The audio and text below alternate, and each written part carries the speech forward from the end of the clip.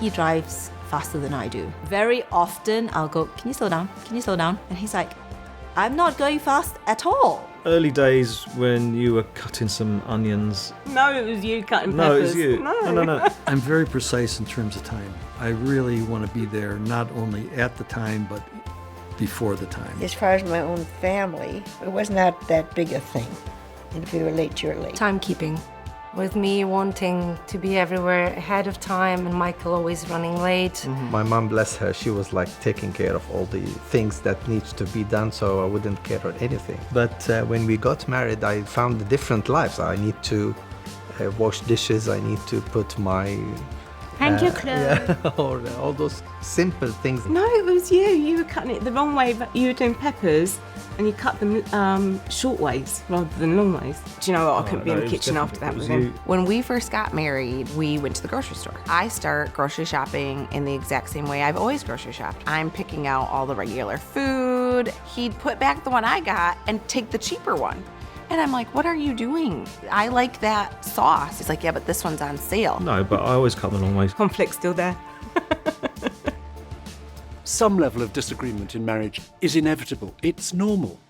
Every couple will face conflict. And that's because we come into marriage with different backgrounds, different desires, different priorities, different personalities. And conflict is also inevitable because we're all selfish to a greater or lesser degree.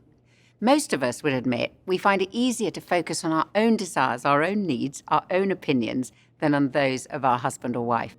And some couples think that when they hit conflict, it's all over, that they've made the wrong choice of partner. That's partially because the media and popular culture tend to perpetuate the message that if the relationship isn't perfect, if you have disagreements and conflicts, it's the wrong relationship. But that's not true. As couples, we will all disagree. In fact, it's healthy to discuss our differences. It's much better than burying disagreements, suppressing our opinions and views, or denying we have any differences of opinion between us. Conflict doesn't mean we've married the wrong person or that the relationship is doomed to failure. In fact, rather, with the right tools, addressing the conflict can strengthen the relationship. Rather than seeing ourselves as being on opposite sides, actually, in our marriage, we're on the same side, the same team. I don't know if you've ever tried to row a boat with your partner. It was one of the first things Scilla and I did when we met as teenagers on holiday, and we weren't very good at it. The main problem was we were trying to prove to each other who was the better rower. Both of us were pulling our hardest on the oars, but our strokes were different lengths, so we were lurching from side to side. And in addition, we weren't rowing in time, and the oars kept clashing. It was hard work, and the boat didn't make much progress through the water. It was only when we stopped being so competitive and we started matching our strokes and pulling in time with each other that suddenly we had that amazing feeling of getting into a rhythm, and the boat started to glide through the water. In marriage, we have to work through problems together, with both of us asking ourselves, are there ways that I need to change for the sake of our partnership? And with that mindset, we can make a good team and move forwards in harmony. Money causes the most arguments in marriages. Money. No, annoying habits. Probably who's right. The need to be right. The more expectations you have, the more difficult it is. Not filling the dishwasher properly. I think when there's outside influence, for example, in-laws. I'd say secrets. Best way to resolve conflict in marriage. Sit down and talk about it. Is really honesty and just that you guys are for each other. Not to compete, but to solve the problem. Listening with 2 ears, one mouth. 2 ears, 1 mouth. Yeah. We discuss like who's gone wrong where, and then we just hug it out at the end. Yeah. What's the word? When you kind of like compromise. We meet up and we fight about it. Then we go on a date. He'll never be able to find a matching pair of socks. That can really escalate into a mind-blowing fight. How did we resolve it, Thomas? All my socks are one color only. We're going to look at 4 principles for working together to resolve conflict effectively. The first principle is remember your partner's positive qualities. Continuing to show our appreciation for what we love and admire about our partner, even while we may disagree passionately about various issues, protects our relationship from descending into nagging and complaining. No marriage can survive a lack of respect, a lack of positive, encouraging words being spoken to each other. So my name is Tolu Dugbemi. I worked in the oil industry in Nigeria, and her cousin's husband was one of my workmates, and we got on really well. He says to me, his wife's cousin, he thinks would be brilliant for me, and I gave in to him and said, all right, fine, I will take her number, give me her number, I will call. And what I thought would be a 2-3 minute conversation turned into a 2-hour conversation. And a month later, I asked her to marry me. Over Skype. Yeah. We had not met. Was... And I said, certainly. Recently, you let me know that you really felt like I wasn't appreciating the things that you did around the house. I think that was hard to hear, because when someone does stuff and you said to them 1,000 times, or not 1,000 times, but quite a few times, oh, I really appreciate what you've done. You don't click that you stopped doing it. I felt so bad. And then just that reminder every time, thank you for doing this, and thank you for putting the kids to bed, or thank you for taking the little one to do a wee in the middle of the night, or just those things that seem really mundane, because it really matters. We can all make our husband or wife feel like the most important person in the world for us, simply through expressing our appreciation for them. And that's the way we build up their confidence and their sense of value. Just like the author Mark Twain once said, I can live for 2 months on a sincere compliment. While most couples, when they're dating, tend to say a lot of positive things to each other, once we've been married for a bit, it is all too easy to focus on those things that irritate us about our partner. And every couple will be able to think of certain things. Let me give you an example of something that irritates me. After a meal, we always wash the pots and pans in a bowl of hot water in the sink. And if Scylla has washed up last thing at night, she has this annoying habit of leaving the dirty water in the bowl. Now, I'm always the first to come downstairs in the morning to make Scylla a cup of tea. And I'm faced with this bowl of cold water with the grease now congealed around the edges. And what's worse, she leaves the brush in the water, so I have to put my hands in to retrieve it before trying to get rid of the grease. Now, I have mentioned this a few times over the last 40 years, and it is true, Scylla does it less frequently now. Okay, while we're on the subject of what irritates us, one of the things I find really annoying about Nicky is that he puts his clothes in this sort of toppling pile on the chair in our bedroom, rather than hanging them up in the cupboard or putting them away in the drawers. So, for me, remembering that I like being married to someone who has a very laid-back attitude to life really helps me. In fact, it was one of the things I loved most about Nicky when I first met him. The amazing thing is, the more we concentrate on the things we appreciate about each other, the more appreciative we become of each other. Telling our partner what we like and admire about them needs to be something that we practice on a daily basis. We need to make it a habit. There's a psychologist in the US called Professor John Gottman, who's been analysing the habits of married couples for over 40 years. And he believes he's able to tell within the first 5 minutes of listening to and watching a couple whether or not their relationship is in trouble. He says that a key indicator is, are they showing each other appreciation? And his advice to couples is this: by simply reminding yourself of your partner's positive qualities, even as you grapple with each other's flaws, you can prevent a happy marriage from declining. You'll see in your journal the first conversation, entitled Showing Appreciation. The idea is to write down 6 things that you appreciate about your partner. It may be thanking them for what they do, or it may be telling them what you admire about their character, and try to make it a mixture. Then, when you've both finished writing, read out to each other what you've written, and try to come up with 6 if you possibly can. How are you feeling?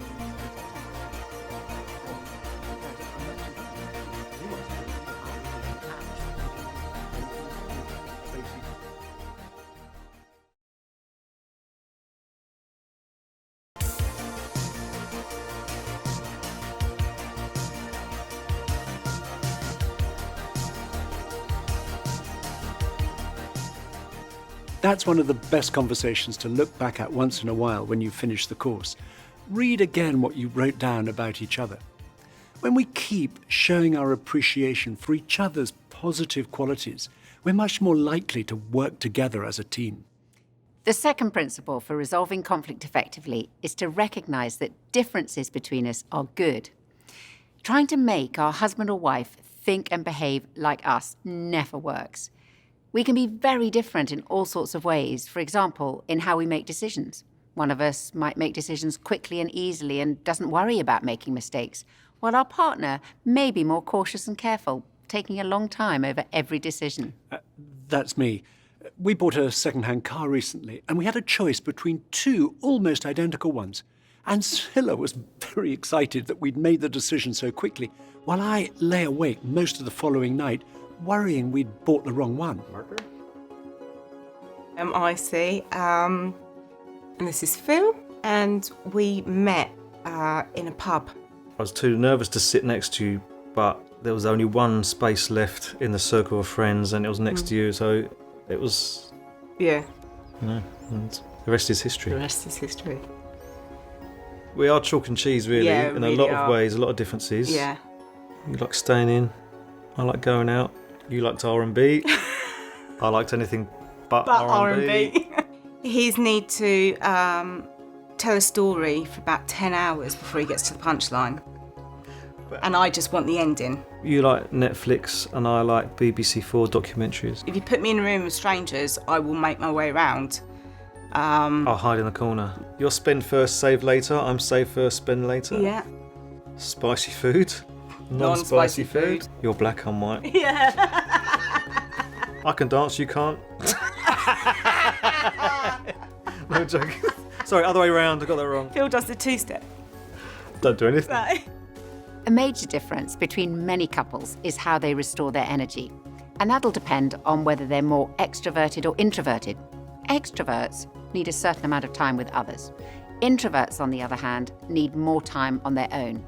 Another difference between an extrovert and an introvert is that extroverts tend to think out loud. That's external processing.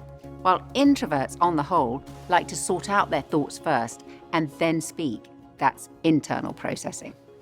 I'm married to an extreme extrovert, and because Scilla is often thinking out loud, I've had to learn not to react too quickly when she says something to me with great passion and conviction, as she's quite likely to change her mind and say the opposite 5 minutes later with equal passion and conviction. As an introvert, I like to work out what I think before speaking. So if we have a difficult decision, I'll typically go away by myself to think it through, and then I'll tell Scilla what I think. At which point, I tell Nikki, that is not a discussion. That is just your conclusion. But in marriage, we have to learn to accept our varying approaches. One attitude isn't better or worse than another, it's just different. And a strong marriage is where we see ourselves as a partnership, combining our strengths and helping each other in our weaknesses. As a couple, we won't just be different in terms of our personalities. We all come into marriage from different backgrounds and with different values. One example of this for us came out in our different approaches to money, as is the case with many couples. By and large, there are three choices we can make with our money. We can save it, we can spend it, or we can give it away. Now, Scilla and I have never had a problem agreeing on how much and to whom we should give money away. But with the other two options, we are poles apart. I suppose I describe myself as a natural saver. Whereas I am much more of a natural spender. Now, I don't want you to get the wrong idea. That doesn't mean I'm a compulsive shopper. Actually, I don't enjoy shopping any more than Nikki does. It's just that I find it easier to spend money than Nikki does. In fact, much easier. And that led to a lot of conflict in the early years of our marriage, with me feeling quite resentful and Scilla feeling rather guilty. And we both thought that I was better with money than Scilla. And then one day we had a really big argument, and I suddenly realised I'm not better with money than Scilla. Rather, we're better at different things with money. Nikki is much better at managing money than me. And Scilla is much better at using it. And many years on, I think we've learned how we complement each other. Scilla certainly helped me not to be overcautious and to use money a lot more freely. To give you an example, for their weekly pocket money, our children used to have 1 penny for each year of their age. 6pence, that's about 6 cents when they were 6, 8pence when they were 8, and so on. Then, one year when we were in the car returning from our summer holiday, our daughter Kirsty, who was aged 12 at the time, said to me, "Daddy, all my friends get more pocket money than I do." Well, I was about to explain to her that with pocket money, it's not the amount that matters. Rather, it's to give her an opportunity to practice handling money. But while I was still thinking out my response, Scylla joined in the conversation, not on what I thought was our side, but on our daughter's, saying she thought it was absolutely ridiculous how little they got. And by the time we got home, our children's pocket money had increased by 1,000%. Well, with the benefit of hindsight, 12 pence was never going to teach our daughter a whole lot about handling money sensibly. So, yes, Scylla helps me to be a lot freer with money. And Nikki has definitely taught me how to keep account and not to overspend. In fact, he taught me how to budget. I grew up in a family where I didn't learn anything about budgeting. So if I was running short of money, I just used to bury my head in the sand. I didn't want to think about it. And I'd often go into overdraft. The difference now is that we talk about it. And I've got much better at planning ahead and keeping account. Understanding each other's strengths and weaknesses around money helps us work much better as a team. And if you've never done a budget, you'll find some notes on how to go about it in your journal. And that will help you, as it did us massively, to make a plan and work together. The next conversation is called Recognizing Your Differences. So first of all, against the list of issues, each of you put your own and your partner's initials where you think you each come on the line between the two extremes. And you'll see the examples for Nikki and myself. Regarding money, I'm more towards the spending end of the spectrum, while Nikki is much closer to the saving end. And on punctuality, Scylla likes to leave lots of time to catch a train or a plane, whereas I prefer to cut it fine, as I think getting there any earlier than we strictly need to feels like a complete waste of time to me. As you're filling in your own responses, don't look at what your husband or wife has put until you've both finished. Then discuss how in at least one area you complement each other and how you can operate effectively in that area as a team.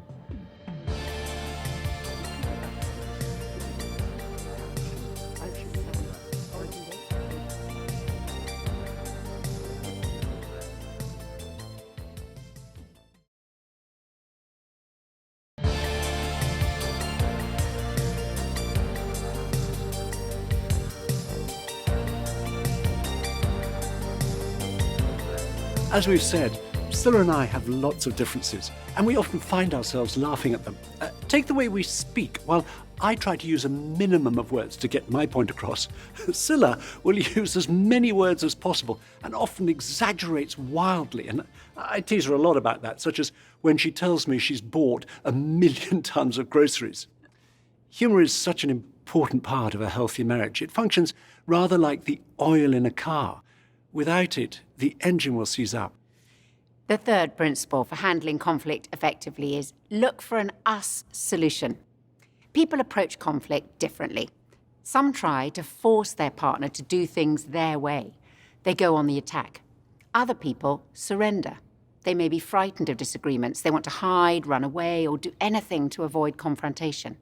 Still, other people bargain. They say, "I'll do this if you do that."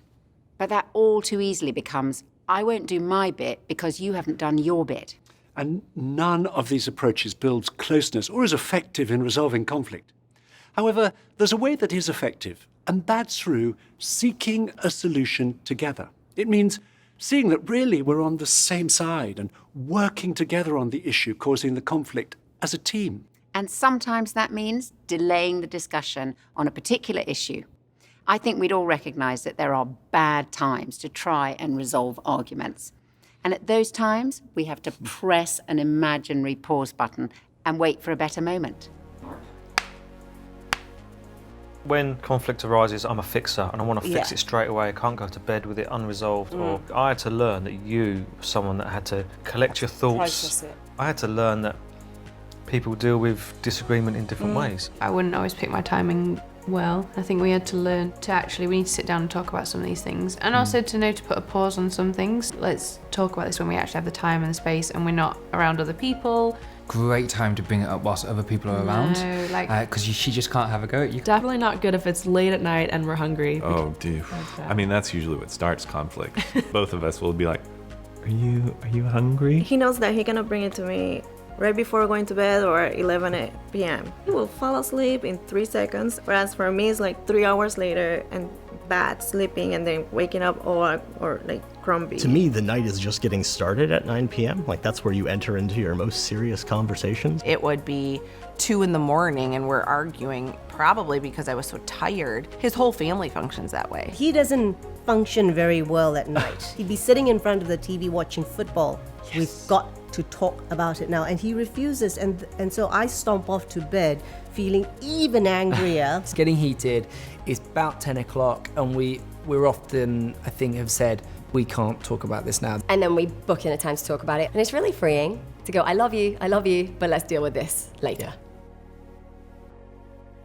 There are a number of bad times to argue, such as arguing in front of other people, as in the saying, don't air your dirty laundry in public, or just before a special occasion when emotions are heightened, or when we're in a rush, or when we've just walked in through the door at the end of a busy day. But the number one worst time to argue for most couples is late at night. And that's because when we're tired, we can so easily get things out of perspective. In the early months of our marriage, our most futile arguments were always last thing at night. And then very helpfully, some friends who'd got married 2 weeks before us told us about what they called the 10 o'clock rule. They explained that if they were having an argument late in the evening, either one of them could call the 10 o'clock rule into play. And that meant the argument had to be paused and postponed until a better time, perhaps earlier the next evening or over a cup of coffee at the weekend. And that was such a help for us, and we've often used the 10 o'clock rule over the years. Now, of course, waiting for a better time takes self-discipline.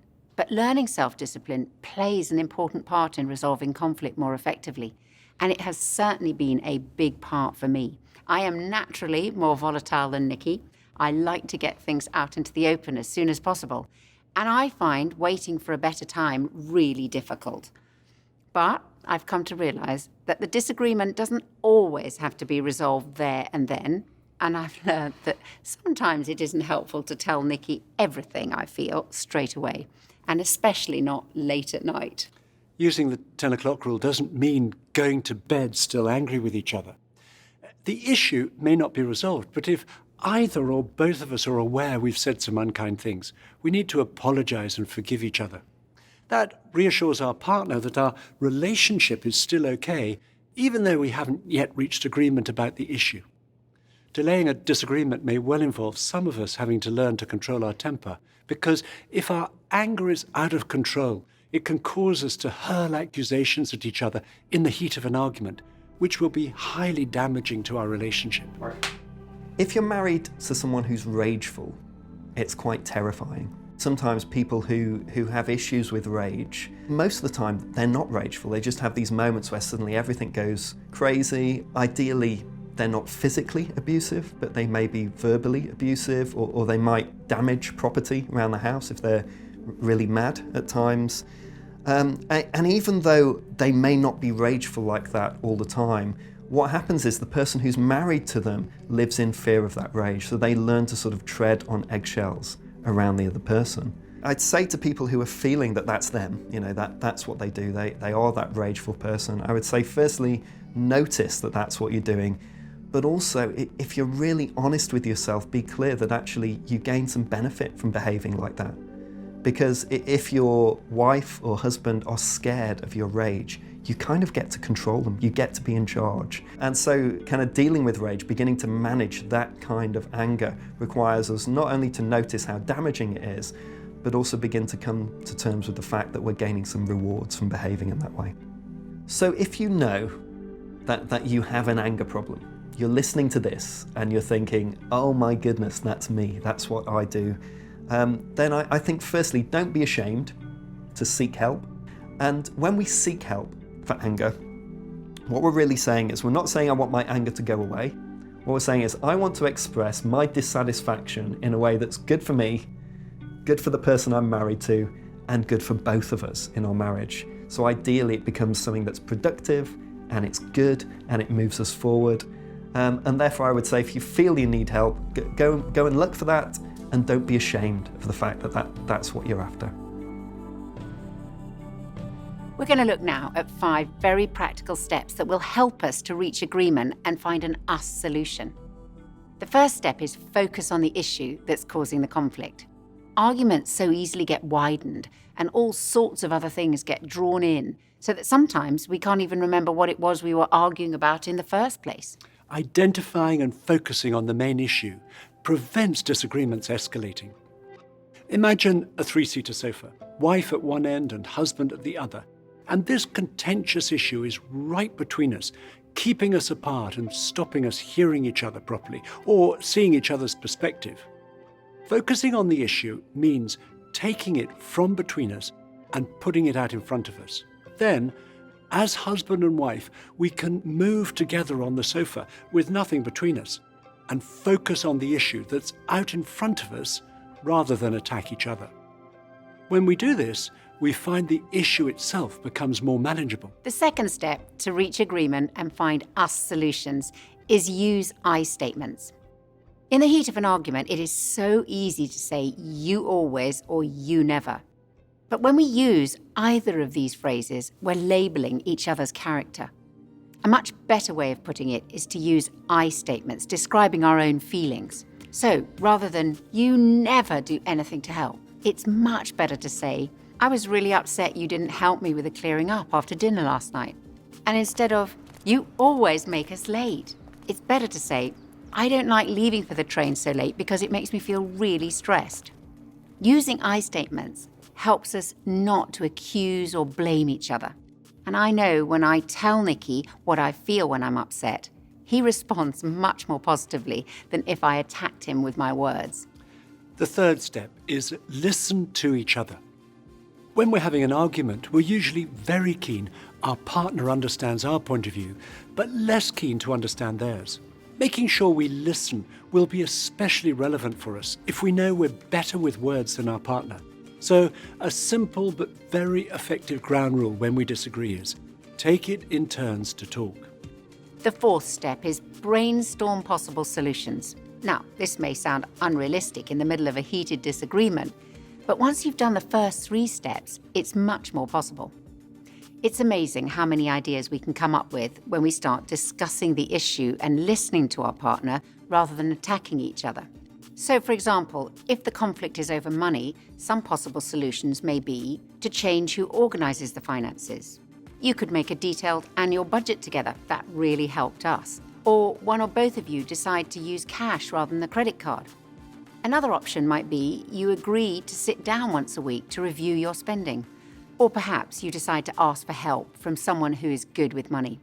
Sometimes it helps to write down a list of possible solutions to see the different possibilities. The 5th step to reach agreement is decide on the best solution for now and review later. Try it out. If the solution works, the issue will stop causing conflict. If the one we try doesn't seem to work, we can go back to our list and try another one. My name is Emerson. My name is Christina. And right now we live in Mexico City. We met at a nightclub. First and last time I danced. I danced with you that night. Yes. I know how to make money. I do not know how to keep money. I budget. And she budgets. Yes. And so, yeah. That was a huge argument. So 6 months into our marriage, we still hadn't joint accounts. I just said, you know what? I manage all my funds up to that point. And I said, I don't know if I trust you with things because money that's in there, it's really not there because there's bills coming, and that was like a new concept for him. And we ended up going to a financial class. And yeah, he listened to everything he said. I was really proud. I was thinking first, he's not going to go. Second, if he goes, he's going to sit there and not really pay attention. Third, nothing's going to sink in. And pretty much everything our teacher was telling us, I had said but he needed to hear it from someone else. I couldn't hear it from my wife. And sure enough, he literally did a 180. And from then on, we've been on a budget. And thank God, like, it's helped us on so many levels. Yeah. And he's still, he trusts me. I'm just not good at it. No. So I've let her do it, and it's been great. These 5 steps for handling conflict have helped Scylla and me hugely when there's been an issue causing tension between us. But they require us to be prepared to make changes to our own behaviour and attitudes for the sake of our marriage. It's no good one of us always needing to be right or saying, "That's just the way I am," while being critical of our husband or wife. The Bible quotes Jesus saying, "Why do you look at the speck of sawdust in someone else's eye and pay no attention to the plank in your own eye? First, take the plank out of your own eye, and then you'll see clearly to remove the speck from the other person's eye." At the end of the day, the only person we can change in our marriage is ourselves. Sometimes couples break up because they think they're incompatible. That's so sad. We're not incompatible unless we refuse to change, unless we refuse to adjust our behaviour for the sake of our marriage. I want to read a description written by a surgeon called Richard Seltzer of how one couple accommodated themselves to each other. "I stand by the bed where a young woman lies, her face post-operative, her mouth twisted in palsy, clownish. A tiny twig of the facial nerve, the ones to the muscles of her mouth, has been severed. She'll be thus from now on. The surgeon has followed with religious fervour the curve of her flesh, I promise you that. Nevertheless, to remove the tumour in her cheek, I have cut a little nerve. Her young husband is in the room. He stands on the opposite side of the bed, and together they seem to dwell in the evening lamplight, isolated from me, private. Who are they, I ask myself, he and this wry mouth I've made, who gaze at and touch each other so greedily? The young woman speaks. Will my mouth always be like this, she asks. Yes, it will, I say. It's because the nerve was cut. She nods and is silent. But the young man smiles. I like it, he says. It's kind of cute. And all at once I know who he is, and I lower my gaze. One is not bold in an encounter with a god. And unmindful, I see he bends to kiss her crooked mouth, and I so close. I can see how he twists his own lips to accommodate hers, to show the kiss still works. And I hold my breath and let the wonder in. We can only change when we know what matters to each other. Sometimes the real issues are buried under years of unresolved conflict, or we've never told each other what frustrates and hurts us. We can't assume our partner automatically knows. We must tell each other about the issues that matter most to us and why they're important to us. There's a big difference between requests and making demands. Requesting change of each other in marriage is a good thing. It's demanding change that is harmful. We want you to turn to the conversation in your journal called Using the 5 Steps. Talk about what are the good times and what are the bad times for you to try to resolve disagreements, and decide which of the 5 steps is most important for you to remember. Then each choose one issue that has caused or could potentially cause conflict in your relationship. Address one issue at a time and use the 5 steps to look for solutions.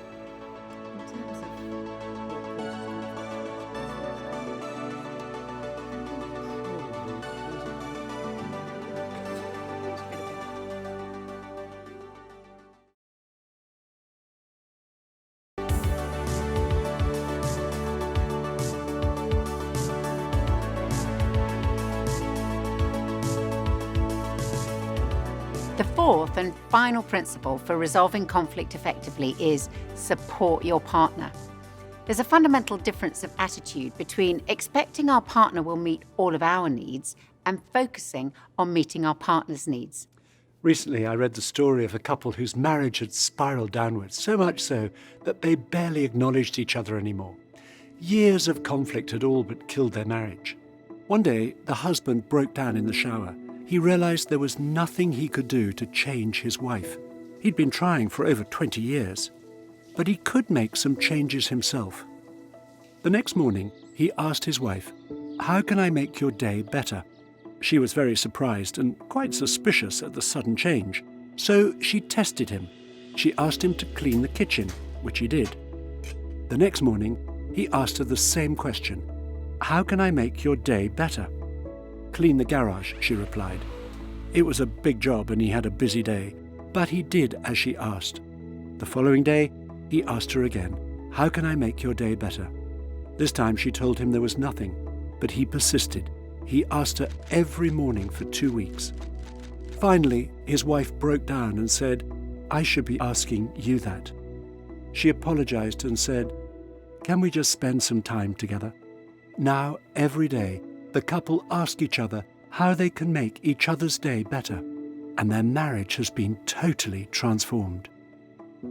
Focusing not on what our partner can do for us, but on what we can do for them doesn't come naturally or easily to most of us. And for Nikki and me, it's one of the areas where our shared faith has made a big difference in our marriage. We both became Christians after going out for nearly 2 years, and a lot changed in our relationship as a result. I think in retrospect, one reason was that previously I'd been looking to our relationship and to Scylla to meet all of my deepest needs. As I started looking to God for those needs to be met, it brought about a big change in our relationship. When, as husband and wife, we each look first to God to meet our need for unconditional love, we find a sense of significance, security, and self-esteem. And as Scylla and I experienced those needs being fulfilled in a personal relationship with God, we found we were able to focus more easily on meeting each other's needs.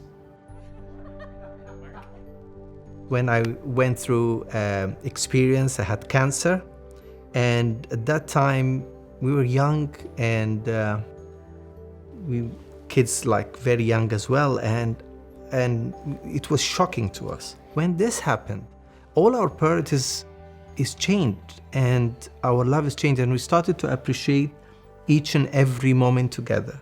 This was quite a crucial time in our lives. I remember that I was thinking I need to be strong for Sammy and strong for myself and for the whole family. And I need to keep him focused on faith and hope and not give him a chance to be scared. Yeah, even. which you did. Well, I wouldn't have went out from it without you. We've So- learned how to really trust God with our lives, very with true. our very own lives, and not just by words. I think the major change was realizing that it's not about me. It was basically like living more for you than for myself. Sally's support during this time was incredible. It was everything. It was very special to see the vulnerable side as well of each other when things get tough, and we're not holding on our defenses, and when we are completely transparent in front of each other with fears, and so that brought us close to each other and getting closer to God. One practical way that Nikki and I try to support each other is by spending a few minutes each day praying with and for one another. This short time of praying isn't only about connecting with God, but also connecting with each other. We simply ask each other, "What can I pray for you today?" And the answer will be about very personal things, whatever's uppermost in our minds. Perhaps things we're worried about, or a difficult decision we have to make, or something to do with one of our children. And then we each say a short prayer about what the other has said. But we also recognize that we can't really pray, and almost certainly we won't feel like praying, if there's unresolved conflict between us, because praying together is such an intimate thing to do. So sometimes before we can pray, we have to say sorry if one of us knows that we've upset the other. And often these few minutes of praying together have been the catalyst for us to understand each other better. We've certainly had to persevere and be intentional about praying together. As with our date nights, it doesn't just happen. We've had to plan this into our lives and make it a habit. Now, we don't always manage it, but when we do, it's one of the most uniting things we do as a couple. It's a time of connection, and it always makes a difference. Before we end the session, We want to give you the opportunity to ask your partner one of two questions. If you're comfortable praying, ask each other, "What can I pray for you?" And then pray quite simply, either aloud or silently, something like, "Lord, please help my partner with whatever it is. Thank you, Lord. Amen." If you're not comfortable praying, ask your partner that question Nikki mentioned earlier, "How can I make your day better?" And then respond to them in a way that expresses your support.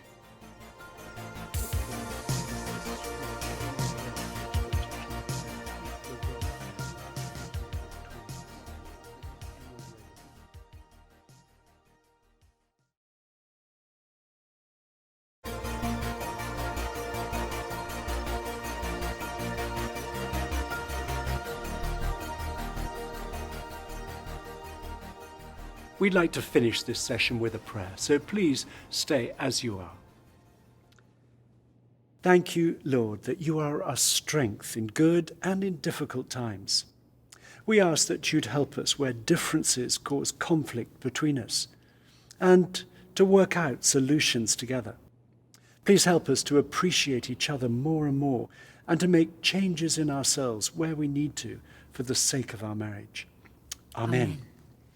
We're so glad you've joined us, and we look forward to having you with us on the next session.